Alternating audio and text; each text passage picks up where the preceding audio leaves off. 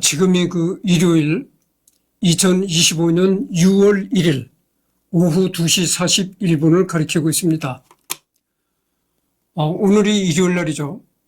이번에는 여태까지는 내가 서양 사람들 했단 말이죠. 이번에는 동양으로 와가지고 그리고 여태까지는 현대 사람들을 주로 했었는데 상당히 오래전에 거슬러 올라가가지고 동양 사람으로서 고대 시대에 속하는 그런 사람을 하도록 하겠습니다. 이 중국의 측전무라는 여자가 있었는데요. 이 여자는 여황제죠. 여황제. 이 측전무라는 여자를 좀 하도록 하겠습니다.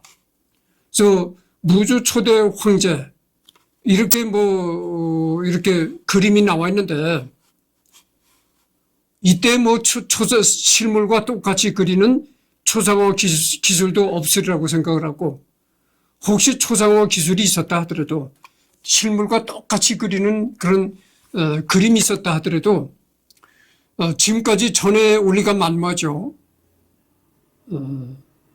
전해지는 게 없으니까 후대 사람들이 잠깐만요.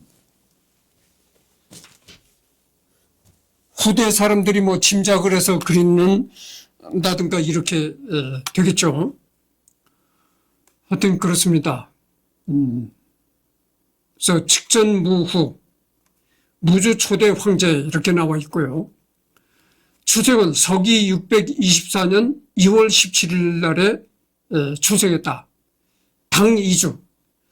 여기가 현재는 어디냐면은 스촨성 광의안시라는 곳이죠. 중국의 스촨성. 스촨성이 바로 여기입니다. 여기가 스촨성인데 청두시 진장구 두이 안루 30호. 지방시죠. 중국의 지방시인데 인구가 8,302만 명이네요. 한족이 94.99%, 이족이 2.57%, 티베트족이 1.54%, 강족이 0.36%로 구성되어 있다. 그런 얘기고. 그러네요.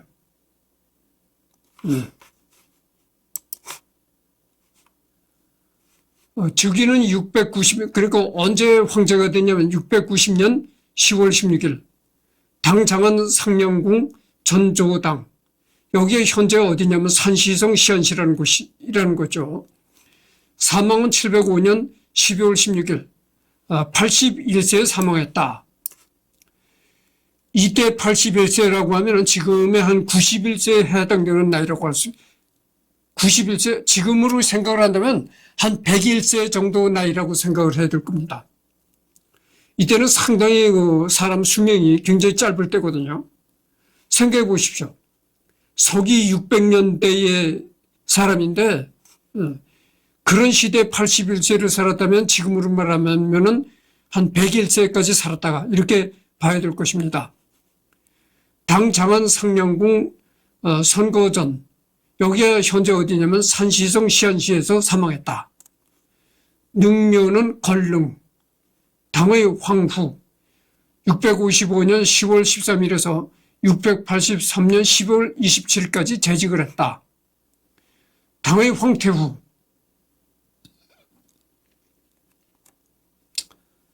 683년에서 683년 12월 27일에서 690년 10월 16일까지 재직했다. 황태후니까 황후하고 황태후니까 이건 뭐냐면은 황제가 아니고 황제의 부인이었다 이거죠. 황제 부인이었다가 진짜 황제로 이제 즉위한 것이 언제냐면은 690년 10월 16일부터 705년 2월 26일까지 2월 22일까지 황제로 재직을 했다. 당의 태상황 705년 2월 22일부터 시작해가지고 705년 12월 16일까지 재직했다 이런 얘기입니다. 성씨는 부, 휘는 조, 부모는 이제 부황, 태조, 고황제, 모후는 효명, 고황후, 형제자매는 이남 삼녀 중 이녀, 배우자는 태종, 문황제, 조혼 및 사별, 고종, 흥황제, 재혼 및 사별, 자녀는 사남 이녀, 종교는 불교, 신장은 167. 이때 당시는 뭐 이게 서양 사람도 아니고 동양 사람이니까 체격이 작은 동양 사람이고, 이때 당시는 또 사람들이 그렇게 크지 않을 때거든요. 그런 시대에 167이라면은 상당히 큰 키라고 볼 수가 있는 겁니다. 지금으로 말하면은 한 거의 180 되는 키다 이렇게 말할 수도 있겠어요. 한 178 정도 되는 키다. 그때 당시로서는 상당히 드문 키다 이렇게 말할 수가 있고요. 아명, 어린아이일 때는 미량이라는 이름으로 통했다. 작고는 제인, 소의, 황후, 황태후, 황제, 태상황 이렇게 불렸다. 벼로는 천후, 전후는 무주, 천재 금융성 신황제, 당은 축전대 성황제, 측전 순성 황후.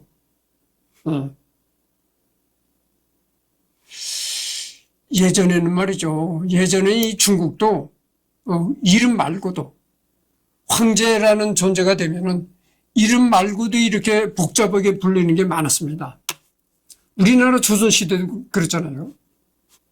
근데 지금은 안 그렇잖아요. 지금 뭐 중국도 그냥 시진핑 그대로 얘기를 하잖아요. 시진핑 뭐 국가주석이니 이렇게 간단히 이름을 간단히 부른다는 얘기죠.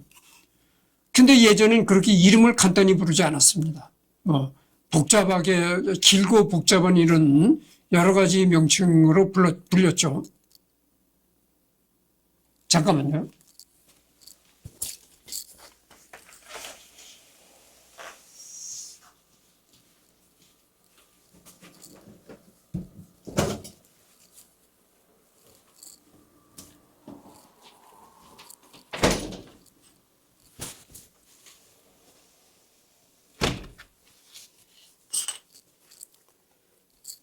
지금 방이 더워서 에어컨을 돌리다 보니까 좀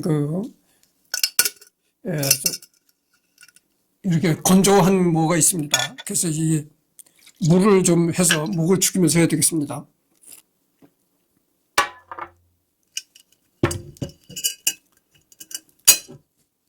그리고 내가 언젠가도 얘기를 했지만 지금은 큰 마이크로 이제 녹음을 합니다. 예, 큰 마이크예요.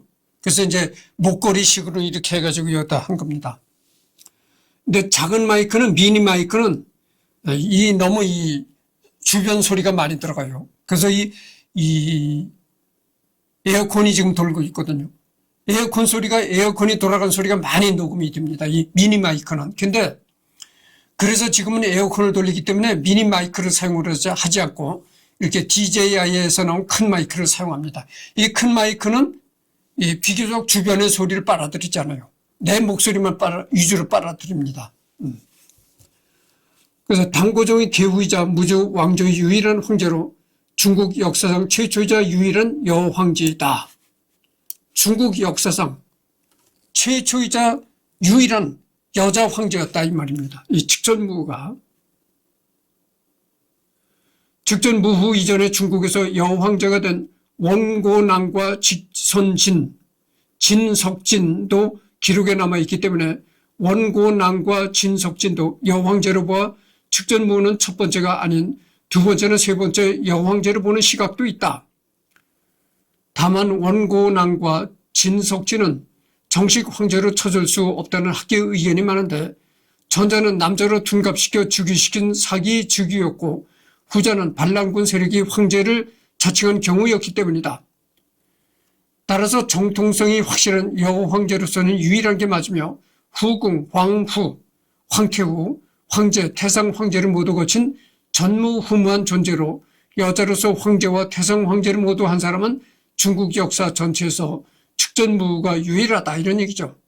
그래서 이 측전무후 전에도 여자 황제가 있었다는 겁니다. 여자 황제가 여기 나오는 원고낭이라는 여자도 있었고 진석진이라는 여자도 있었다는 거예요. 근데 이 원고낭이나 진석진은 이 여자 황제이긴 했지만 정통성이 없는 황제였다고죠. 그래서 정통성이 있는 여자 황제는 이 측전무가 처음이라는 겁니다. 그래서 정통성이 있는 여자 황제는 유일한 황제가 측전무였다 이런 얘기죠.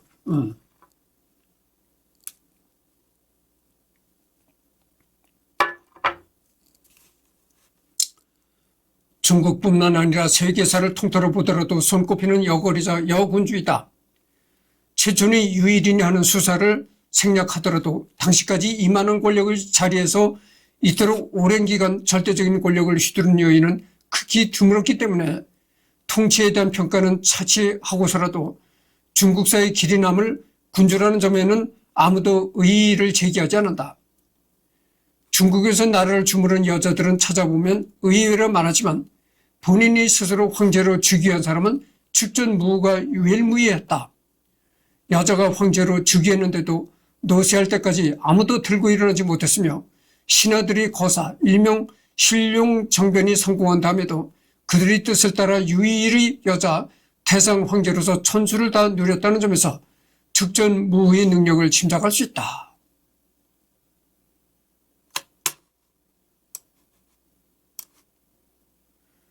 중국 역사상 여자가 나라를 주무른 여자들은 많았지만 그러나 이 측전무만한 여자가 없었다 이거죠. 그래서 이 측전무는 여자가 황제에 올랐는데도 여자 황제라고 해서 뭐 얕본다거나 뭐 들고 일어나는 구태다가 발생했다든가 그런 게 전혀 없었다 이거죠. 그래서 여기 신룡정변이 나오는데 신룡정변은 705년 장간지 최연위, 경휘, 원석이, 환언범 등의 대신들이 측전무를 퇴위시키고 태자인 이현을 복벽시켜 당나라를 부흥시킨 궁중 쿠데타이다. 그러니까 이 신룡정변이라는 것은 705년 몇몇 대신들이 이제 측전무를 퇴위시키고 측전무의 아들인 이현을 복벽시켜서 당나라를 부흥시키고자 하는 그 구태 반란이었다 이거죠. 그러나 어쨌든 간에 신룡정변이 성공한 다음에도 그들의 뜻을 따라 유일의 여자 태상 황제로서 천수를 다 누렸다는 점에서 측전무의 능력을 짐작할 수 있었다. 그러나 신룡정변이 있었지만은 그런 신룡정변 후에도 측전무는 죽을 때까지 아주 막강한 권력을 유지했다 이런 얘기입니다. 누가 감히 이 측전무의 존재에 범접할 수 없는, 누가 감히 참 도전할 수 없는 그런 막강한 권력이 여자였다 이런 얘기입니다. 또한 중국 역대 황제들 중 67살의 최고령으로 제위에 오른 황제이기도 하다. 30살의 황후가 되어 80살에 죽을 때까지 무려 50여 년을 권력의 정상에 있었던 것으로 당대 기준으로는 어마어마하게 오래 살았다. 이름은 무저이고 로마자 표기를 할 경우 무측전으로 쓴다. 황제 즉위 후 조와 발음이 같은 로 개명했다.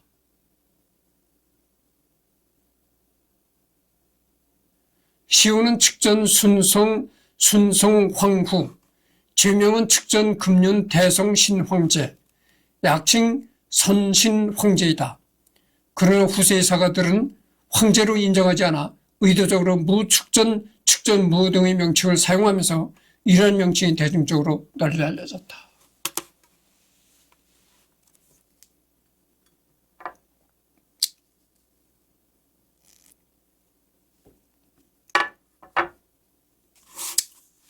그러니까 이 어쨌든 간에 측전무는 세계사로 보나 중국의 역사로 보나 뭐 대단한 여자로서의 대단한 권력을 누린 여자였다 이런 얘기죠. 감히 누가 측전무 권력에 범접할 수 없는, 도전할 수 없는 그런 여자였다 이런 얘기죠. 생애.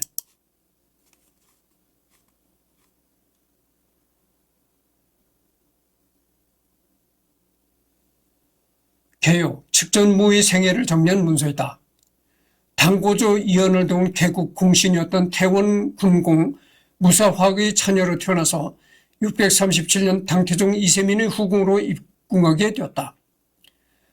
당시 후궁으로서 받은 지위는 정오품에 해당하는 제인이었으며 태종에게서 별명을 받아 이후 본명보다는 거의 무미랑으로 불렸다고 한다. 무미랑. 무미랑이라는 것은 무슨 뜻이냐면은 무시성의 이쁜이라는 뜻이다 이런 얘기죠.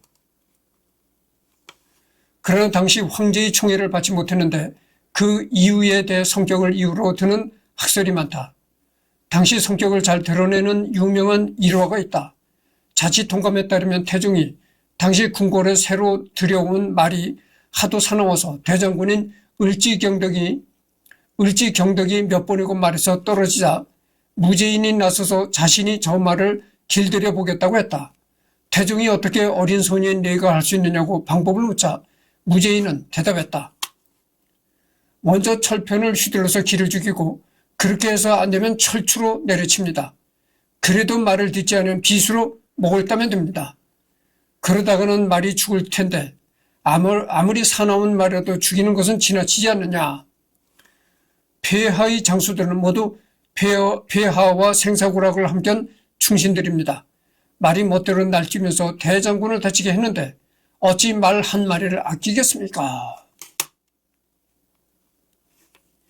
이런 무제인의 대답은 태종이 을지경덕을 가볍게 웃음거리로 만들었음을 은연중에 비판한 것으로 태종은 크게 감탄하며 문재인이 아니고 여러분 또 전 대통령 문재인을 얘기를 하는 것이 아닙니다. 내가 잘못 리딩을 했는데 문재인이 아니고 무제인입니다.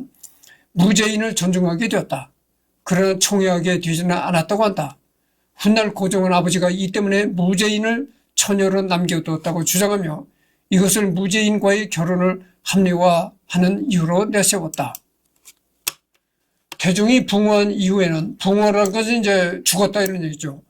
태종이 죽은 이후에는 황실이 관습에 따라 장안 인근의 감업사로 출가해서 비군이로 지내게 되었지만 태종의 군함인 고종이치 명령으로 정이품 소위로 복귀되어 651년에 황궁으로 금의 환영했다. 당태종의 후궁이었다가 그 아들 당고종의 부인이 된 것이다. 이런 일이 가능했던 이유는 당나라 황실이 원래 선비족과 한족의 혼혈이라 북방 유목민족의 풍습에 익숙했기 때문으로 해석한다. 유목민족들 사이에서는 아들이 아버지 사후에 자기 생모를 뺀 나머지 첩들을 자기 부인으로 삼거나 형사 취수제를 하는 것이 일상적인 풍속이었다.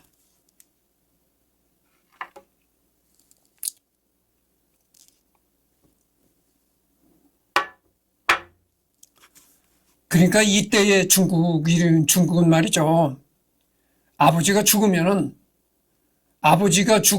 자기를 낳은 생모를 제외하고는 다른 아버지의 첩들 이런 여자들을 아들이 또 그 아버지의 첩을 데리고 살 수 있었다 이런 얘기죠. 사마천은 사기 흉노 열전에서 중앙열의 입을 빌어 전쟁으로 먹고 사는 종족이다 보니 집안의 계통이 끊어지는 것을 막기 위한 선택이라고 설명했다. 북방 유목민족의 이러한 풍습은 여성들이 남편에게 시집오면서 가지고 오는 재산 때문이었다. 중국과는 다르게 여성의 재혼이 가능하기에 가지고 온 재산을 다시 내놔야 했으므로 이런 불이익을 막기 위해 생긴 일이었다. 비슷한 예로 칭기스칸은 정실 포르테를 제외하고는 대체로 정복된 부족 여성들을 첩으로 삼았는데 칭기스칸 사망 후 이들 중 일부에게 약간의 재산을 상속해 주었을 뿐 칭기스칸의 아들들은 이들을 첩으로 삼았다는 말이 없다. 예시로 백등산 전투에서 위계천 한고조 유방에게 흉노의 목돌 선우는 여자에게 약하다며 목돌의 연지를 설득하자는 주장이 나왔는데 정작 목돌은 자기의 애첩도 꺼리낌 없이 죽여버린 인간이었다. 훗날 당현종 이윤기도 자기 아들인 수왕의 여자였던 양귀비를 도교 도사로 출가시켰다가 다시 입궁시키는 형태로 후궁으로 삼았다. 당태종 사후 비군위로 출가했다가 환속해 당고종의 후궁이 된 측전무후와 비교하면 종교를 제외하고는 비슷한 경우이다.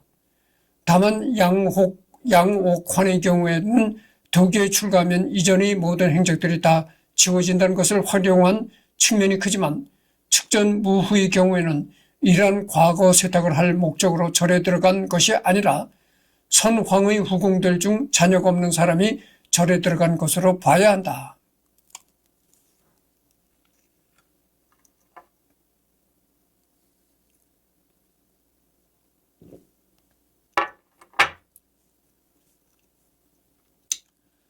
그러니까 이 측전무후는 이겁니다. 당태종 사후에 비군위로 출가했다가 여성으로 출가했다가 다시 환속해서 당고종의 후궁이 되었다 이런 얘기입니다. 당태종. 이 사람이 이제 당태종인데 당나라의 제2대 황제이자 돌궐 제국의 제14대 가한 남당의 추존 황제 휘는 세민이다 이렇게 나와 있습니다. 당나라의 두 번째 황제였다 이런 얘기죠.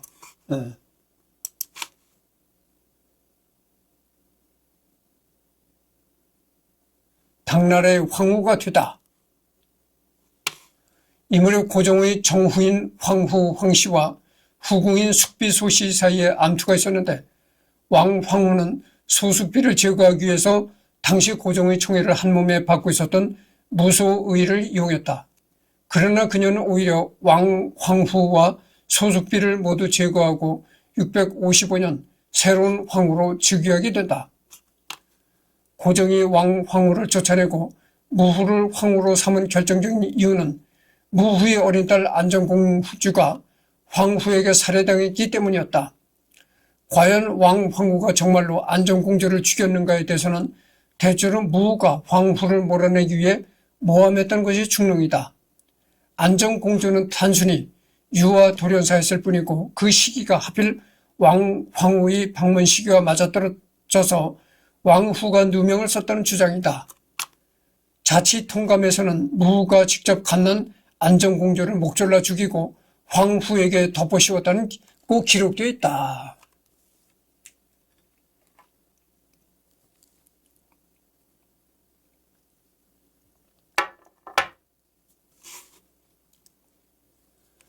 권력에서 밀려난 왕 황후와 소숙비를 제거하는 과정은 상당히 잔혹했다.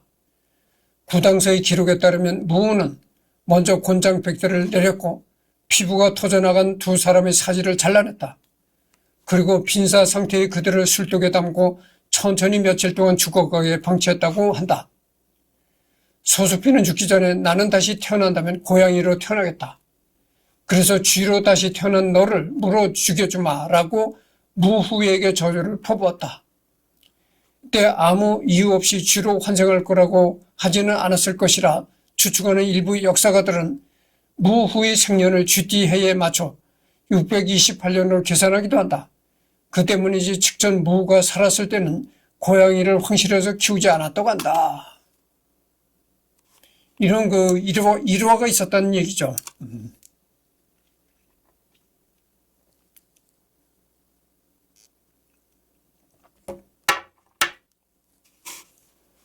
그래서 측전무후가 여럿을 죽였는데, 그러니까 자기 권력을 유지하기 위해서 여러 사람을 죽였는데, 그러다 보니까 이 측전무후의 원한을 가지면서 죽어간 사람들이 뭐라고 했냐면은, 나는 죽지만 꼭 내가 다시 태어나가지고 고양이로 태어나겠다.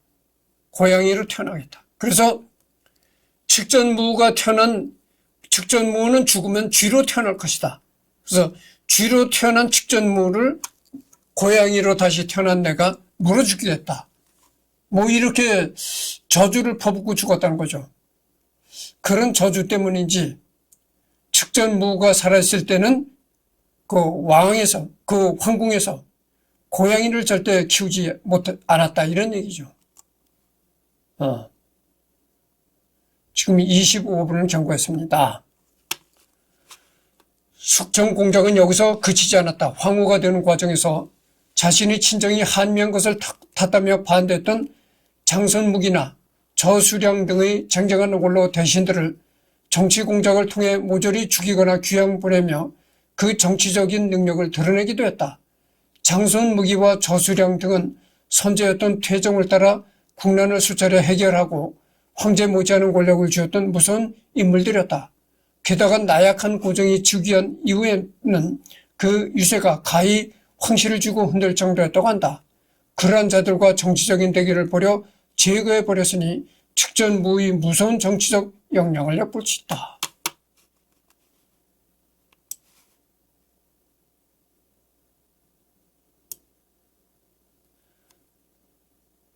이게 옛날에만 있었던 얘기 아니잖아요.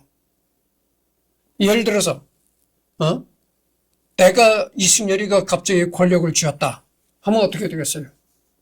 이승열이를 싫어하는 사람들, 또 반대하던 사람들, 이런 사람들이 괜히 이승열이를 이제 씹어제낀다 이거죠. 저까지 게 무슨 무슨 권력을 잡아 저까지 게 뭐래, 뭐 이렇게 된다는 얘기죠. 그렇게 되면 자기가 통치력을 발휘하는데도 많이 이렇게 마이너스가 될 것이고, 그러다 보니까 그렇게 되니까 안 되겠죠. 그러니까 그렇게 되면 이 독재 정치를 해나갈 수가 없는 겁니다. 그러니까 자기가 독재 정권을 확실히 굳히기 위해서는 나를 비방하는 반대 세력을 죽일 수밖에 없다 그죠. 북한의 김정은이가 이 권력을 잡으면서 그것도 이제 고사포로 쏴주겠다고 하잖아요. 그런 식이 된 거죠.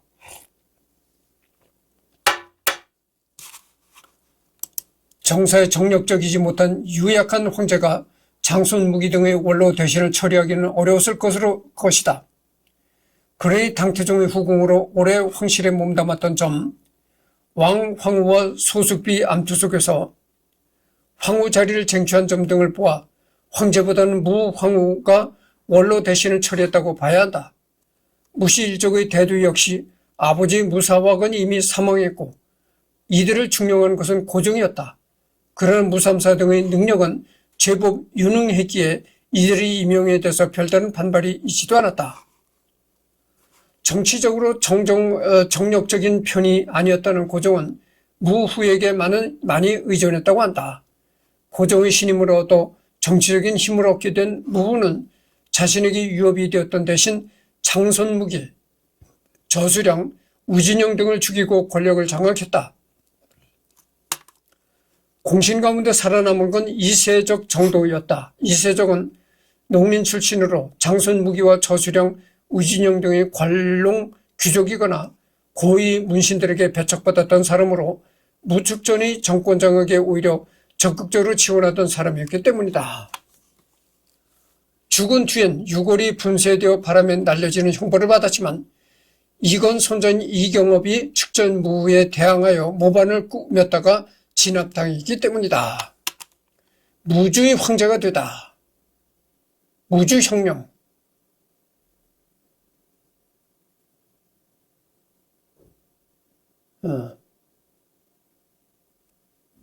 지금 이 29분을 이제 경고하고 있습니다. 그래서 무주의 황제가 되다 뭐 이런 게 나오는데 무주혁명이라는 얘기가 나옵니다.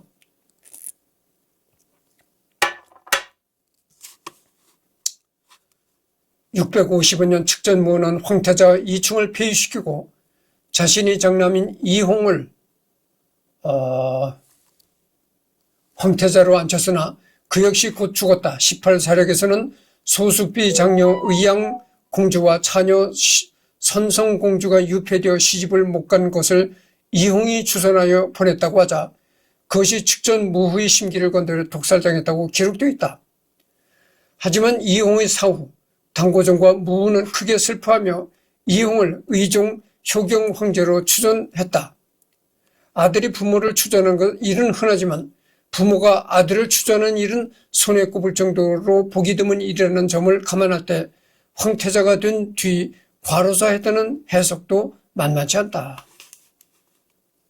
그 후 자신의 차남인 이연을 황태자로 세웠다. 18사력의 기록에 따르면 고종과 한국 부인의 불륜에서 태어난 아들이라고 한다. 그리고 680년 명승업을 살해한 배우자로 의심을 받아 태자 자리에서 쫓겨난다. 무후는 삼남 이연을 황태자로 세우는데 그가 바로 훗날의 당중종이다. 이 와중에 672년 당고종이 병으로 인해 정사를 보지 못하게 되자 본격적으로 대신 정치를 해왔으며 675년엔 아예 수렴청정을 선언했다. 다만 이때까지도 어디까지나 최종 결재권자는 고종이었다. 무축전의 모든 권력을 장악했다면 반대파가 재상지까지 올라오는 꼴을 놔뒀을 리가 없기 때문이다. 수렴청정. 수렴청정이라는 것은 이제 대리정치라는 것이죠. 대리. 왕의 그 직위를 이어받은 사람이 너무 어린 애가 왕위를 이어받았을 경우는 통치를 못하잖아요. 너무 어리기 때문에. 그래서 이 나이가 많은 왕의 어머니나 나이가 많은 왕의 어머니나 그렇지 않으면 그 궁궐의 최고급의 대신이 이제 대신 통치를 한다 이거죠. 그걸 이제 수렴청정이라고 하는 거죠. 고종이 붕어한 683년 이후 황태자 이연이 중종으로 제위에 올라서나 중종의 아내 위황후와 그녀의 친정아버지 위현정이 정권을 장악하려고 했다. 이때 중종이 위황후의 친정아버지 위현정을 시중으로 삼으려다가 신하들이 반대하자 홧김에 내가 천자인데 천자 자리를 준다 한들 누가 뭐라고 하겠는가 라는 망언을 내뱉는 바람에 폐위당했다. 이때도 무축전이 자기 아들을 나서서 끌어내린 것은 아니고 재상 배염이 태후인 무축전에게 황제의 폐위를 먼저 거론하고 이를 추진한 절차를 걸쳤다. 배염은 무축전의 반대파 사람으로 훗날 무축전에게 제거될 정도였으니 비밀 내일을 꾸몄을 가능성도 거의 없다.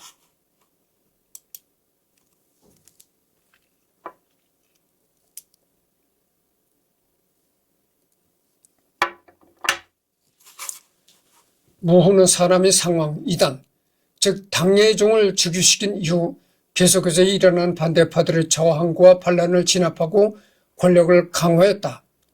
대표적인 것이 684년 이세적의 손자인 이경업이 일으킨 반란이다.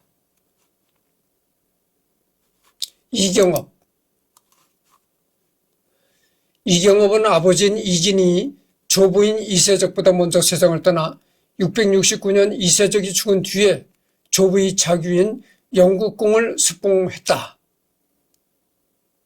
이런 얘기죠. 조금 더 읽어보도록 하겠습니다. 이경업은 태복 소경을 역임하고 미주 자사를 지냈다. 당시 당나라 조정은 고종이 붕어한 뒤 중종이 제위하고 있다가 측전무에 의해 폐위되고 중종의 아우인 예종이 제위하며 측전무가 수렴청정을 하고 있었다. 게다가 무시 일족에 의해 당나라의 농서 이시 황족들이 주력되자 천하의 불만이 커져갔다. 이경업은 이때 측전무에 의해 유주 자사로 좌천되었다. 이후 그는 684년 양주에서 측전무에 의해 좌천을 당한 아우 이경유와 당직이 두 구인 납긴 왕과 함께 측전무에 반발하여 거병했다.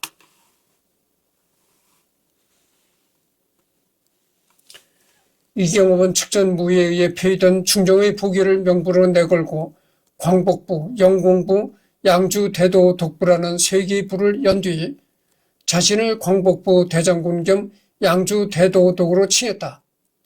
이경업은 낙빈왕이 지은 경문을 전국에 뿌렸고 그의 군대는 삽시간에 10만 명까지 늘어났다.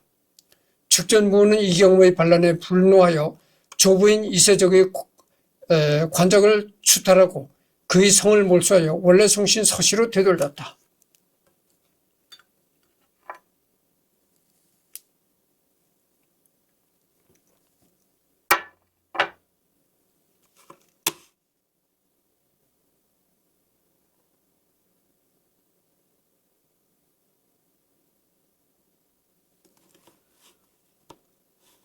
이경업의 진중은 곧장 나경왕 뭐 이렇게 했습니다. 그래야 690년 무후는 예종에게서 제위를 넘겨받아 국호를 주로 고치고 수도를 장안으로 나경으로 옮겼다. 그래서 이 시대를 무주시대, 즉위를 무주혁명으로 부르기도 한다. 즉전 무후는 주왕이 정문을 보던 명당을 다시 만들어 세우는 등 고대 추나라와의 연관성을 강조했다. 이 그림은 말이죠. 측전무가 지냈던 궁궐, 만상 신궁의 명당과 천당이다 이런 얘기입니다. 그러니까 측전무가 살았던 이 궁궐, 궁궐이 이랬다 이런 얘기죠.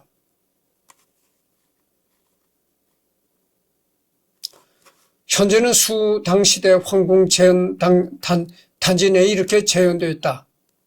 이렇게 측전무가 살았을 당시 그 시대에 이렇게 황궁을 재현해 가지고 이제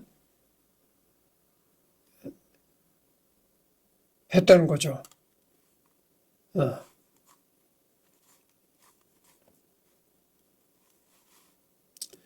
이로써 남성 중심의 중화제국 역사상 유일무이한 여성 황제 시대가 개막한 것이었다. 이제 황제로 본격적으로 즉위했다고 하죠. 그래서 본격적으로 중국 역사상 최초의 유일무이한 오로지 하나요, 둘도 없는 그런 여성 황제 시대가 열리게 되었다 이런 얘기죠.